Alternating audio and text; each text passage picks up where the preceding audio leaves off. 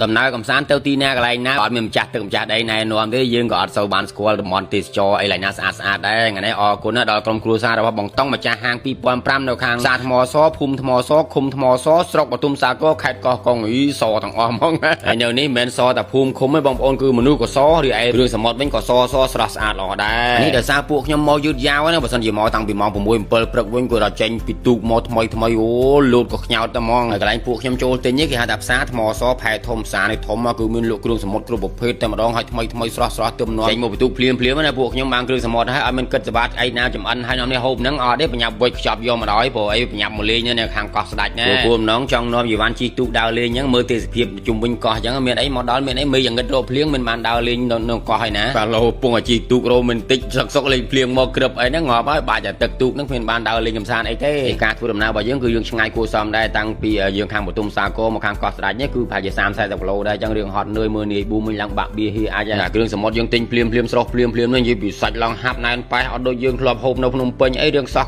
អញ្ចឹងណាព្រោះវាការក្លាសេមកយូរថ្ងៃអញ្ចឹងណាឥឡូវយើងមានជ្រូកមួយបន្ថែមទៀតអញ្ចឹងណាឥឡូវមានអង្គុយមានអ្នកឈរមានអីព្រួងព្រាតពេញតុកពេញអីហ្នឹងហើយនិយាយរួមនឹកមេទេណាបងអើយវាសួរបងអញ្ចឹងទេបាទអរគុណច្រើននឹកបងក្រូចដល់ហ្នឹងបបួលគ្នាមកលេងចាស់បងក្រូច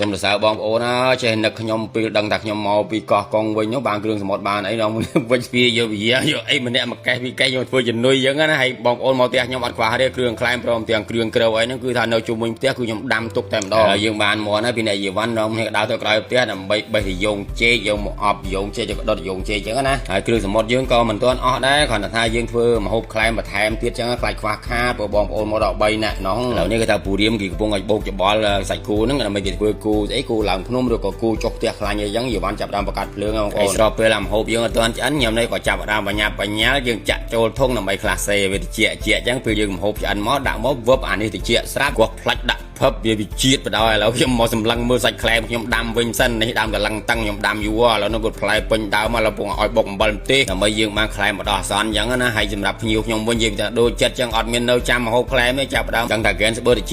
ហើយគាត់ផ្លាច់ចាប់ដើមជុលគ្នាយកបដ ாய் ចាម្ហូបចាំក្រោយអត់ខ្វល់ខ្វាយទេហើយហ្គេនស្បឺនេះកាលណាខ្លះសេតិចហើយអត់ចាំបាច់ដាក់កែវដាក់តកទេបងប្អូនដាក់តង្កប៉ុងអញ្ចឹងទៅគាត់ថាវាមានរសជាតិឈ្ងុយណាភូមិអ្នកស្រុកខ្ញុំឲ្យតែទំនេរវិការងារគឺជុំគ្នាមានអីទេមានតែហ្គេនស្បឺនឹងឯងខ្លះតិចឲ្យជុំគ្នាដាក់ឲ្យមកកំប៉ុងពីកំប៉ុងមុនគេអញ្ចឹងណាព្រោះឲ្យស្រាបៀរហ្គេនស្បឺមានរសជាតិឆ្ងាញ់លើពីស្រាបៀរធម្មតាហូបហើយយើងព្រលឹមឡើងធ្វើការងារធម្មតាឥឡូវសើសាសាច់ក្លែមរបស់យើងបានឆ្អិនហើយនេះបុណ្យសម្បូរអីនេះកូនពៅខ្ញុំអីនេះចាប់ដើមលើកយកមកឲ្យមកបងប្អូនហូបមកគ្នា